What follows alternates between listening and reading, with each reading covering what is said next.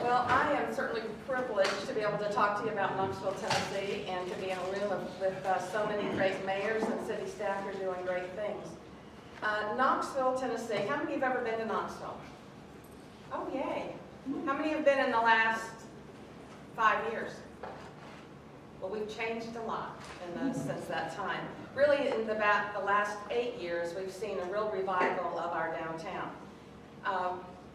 Just a little background, a little context here. Knoxville has a population of about 180,000 people. It covers 98 square miles. We have a fairly diversified economy. We are home to, well, what we call UT, but at lunch I realized, sitting next to my San Antonio friend, that we know there are other UTs, but UT Knoxville. And that's the flagship campus with more than 27,000 students. We're also the home to the 1982 World's Fair.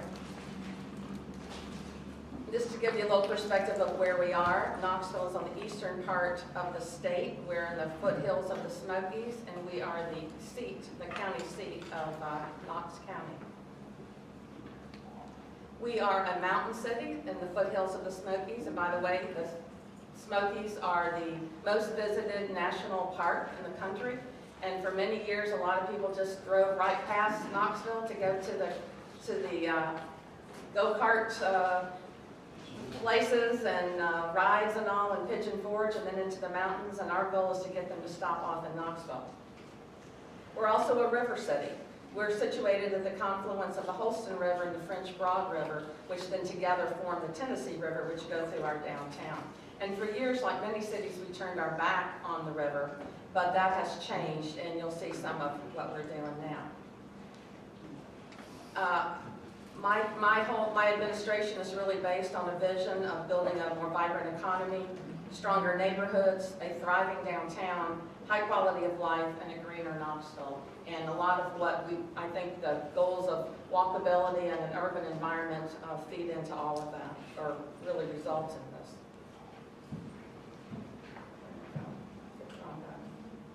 I'm going to skip through that one, save time. Okay, here's a map of our downtown. We basically have a grid formation for downtown, and it is 10 years ago, TVA headquarters is downtown, the Tennessee Valley Authority. And there used to be, when I first moved to Knoxville 33 years ago, there was a lot of life downtown during the day. But at night, it was as if we had paid a public service worker to roll up the sidewalks and put them away, because there's nothing happening.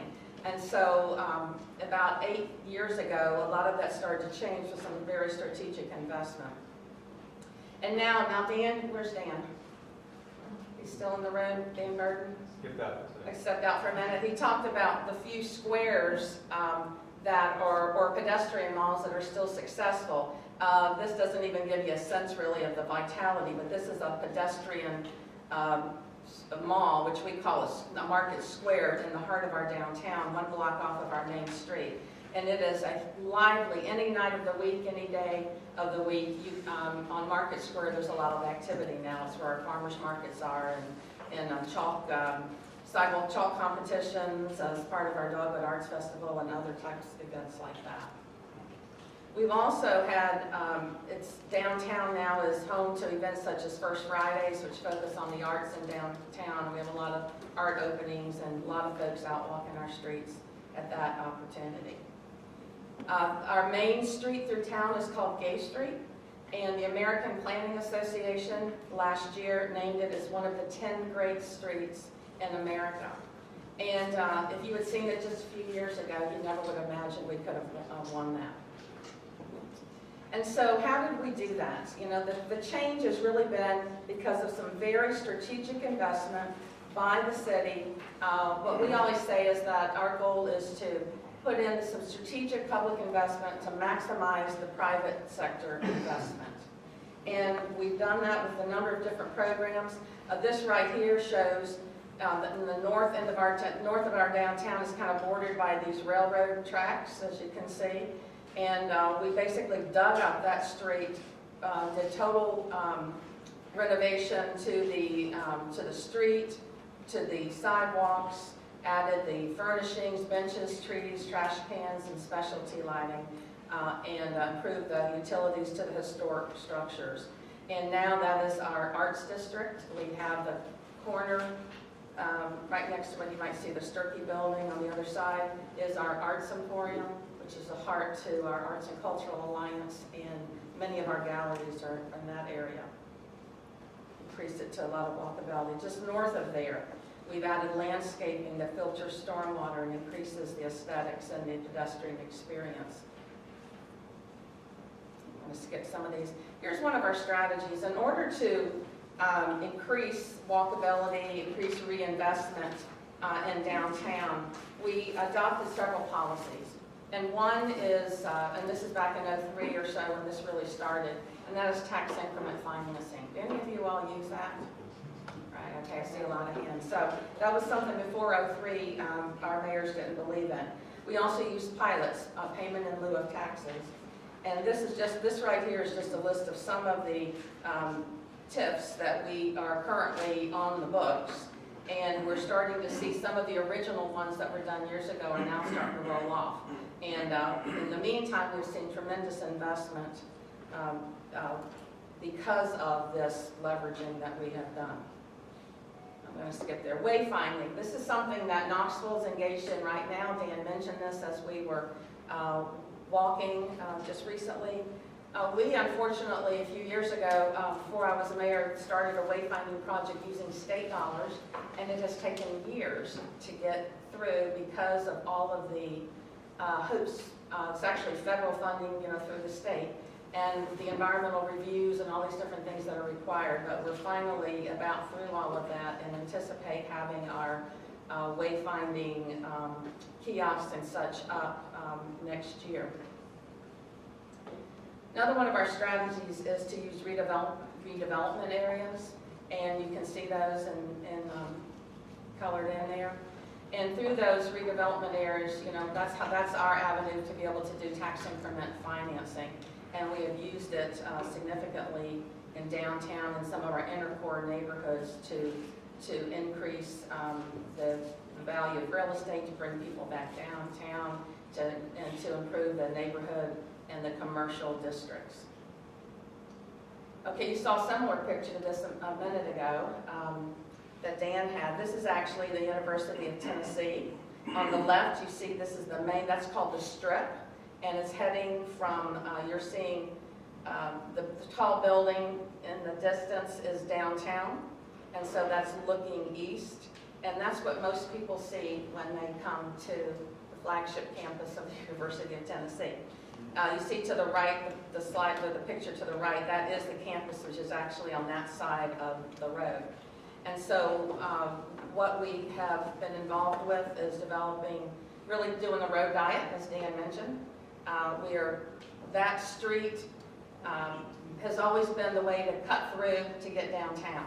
And here you've got 27,000 students plus faculty, and we've got a major hospital also in the neighborhood. And it's always been a through street rather than a destination street, and we're trying to change that. Also, it's not safe, it's not conducive, students don't like to walk on it, and so as a result, we have a lot of drive-through restaurants rather than better retail and better restaurants. So we have this program. It's about a $16 million investment we're going to make, 80% of which is the federal highway federal dollars, and 20% local. We had extensive public process, because as you can imagine, you had students, property owners, retail establishments, and all to come to some agreement on reducing the size of a street and adding all of these amenities. But we are in the right-of-way stage, and we expect to start construction after football season this year. And hopefully it's a good football season. As a result of just having this planning process going on, we've already seen over $100 million of private investment that's coming to the area. As part of this, we have form-based code as well. And so instead of the typical Euclidean zoning, we're going to a form-based code. And McDonald's, they are still there, and they made a $1.5 million investment. But on their own, they started following the proposed codes, even though they didn't have to. So we felt like that was a pretty good corporate partner. We've got a abandoned hotel. It had been abandoned for more than 10 years, and it has now is about to open. The Hilton Garden Inn, that's a $17 million investment. An old BP station gas station, has been already demolished, and that will make way for a 6-story mixed-use development, which will have retail on the bottom and student housing on the top. And they wanted greater height than the form-based code originally allowed, but we've negotiated with them, and using the, as Dan was describing, the podium, you know, the design where it sets back, it's so high and then sets back and they can get more height. We've come to an agreement with them. And just a little further from the university, on an old brownfield site, we've got a $65 million development with 2 major retailers that is actually being built right now. All of this will be connected with our public improvements, with the sidewalks, widened sidewalks, better furnishings on the street, and basically a more pedestrian-friendly environment. There's the University Commons going from the brownfields site to the proposed new retail development. Just north of downtown, we've got, we had an older commercial area that was vacant. Nobody was there. The buildings were pretty crummy. And what we have invested in was a facade improvement program, where we originally put a lot of CDBG dollars, and then plus city dollars started being invested in that. I increased that amount as mayor, and as you all know, CDBG dollars are going down, so it's more of our investment these days. But we provide up to $50,000 to property owners for exterior improvements. They match at 20%. But what we have found is that they've put significantly more than that 20% in. It's brought back jobs. What started out as something to create a more aesthetic look, it's now much more. It's an economic driver for that area and job creation generator. Let's skip here. I'm going to skip through to some more. Similarly, we have a part of town called the Old City. It's kind of right northeast of our core of our downtown. It's surrounded by elevated interstate, sort of sits in a bowl. And we've also have a plan to increase the walkability and pedestrian experience, which you can see there. And basically, we're going to go from a look like this to a look like this, which we think is going to add great value. Even despite that, that area is now hopping. It's seen several sort of resurgences over the years.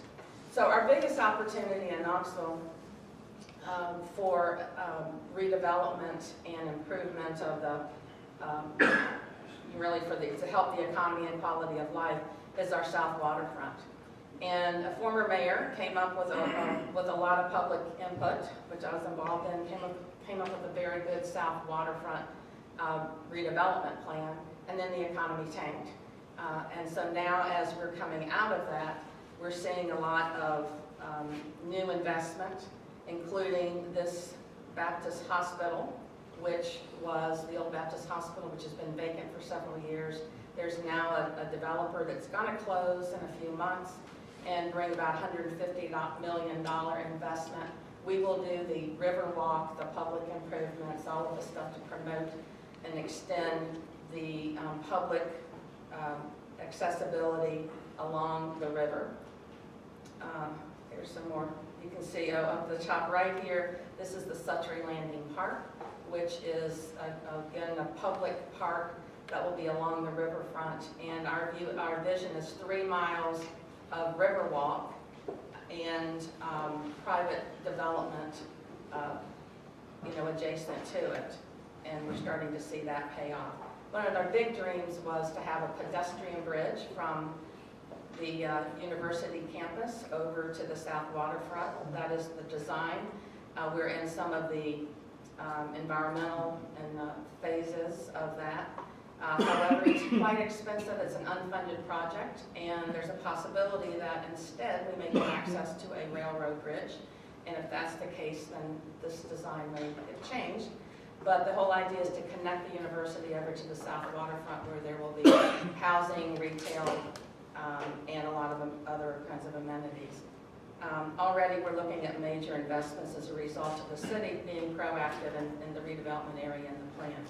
The final thing I want to talk to you about is our downtown urban wilderness. This is to kind of the top left of the picture is where the downtown is. So south of the river, you'll see some of the green areas. Those are the main parks. We have 10 city parks, 2 old marble quarries with water in them, filled with water. There are 10 city parks, wildlife management area, Iams Nature Center, which is over 300 acres. We have about 40 miles of hiking and biking trails south of the river right now that connects up with our 65 or so miles of greenway. This is something that we are branding with our partner, the Legacy Parks Foundation, as the urban wilderness. We have seen already $6 million worth of investment in land by young mountain bikers and families that want to live near an urban wilderness. We are now going to have the Checkpoint Adventure Race Series. I don't know, some of you from Colorado and all, or Utah may be familiar with that. That's a 30-hour or so adventure race.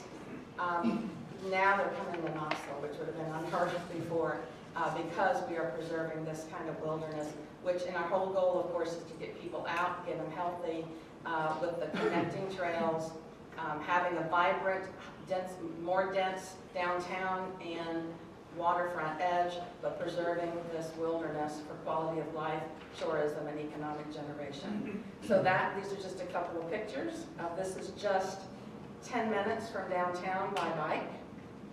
Kayaking, bicycling, rappelling, caving, all kinds of resources like that. So those are some things that we are doing. We know that it pays off. We know that the public sector investment pays off. It's paying off. Even the planning process is starting to get the private sector investing. So it's been, so far it's working very well for us. Thank you for letting me share that.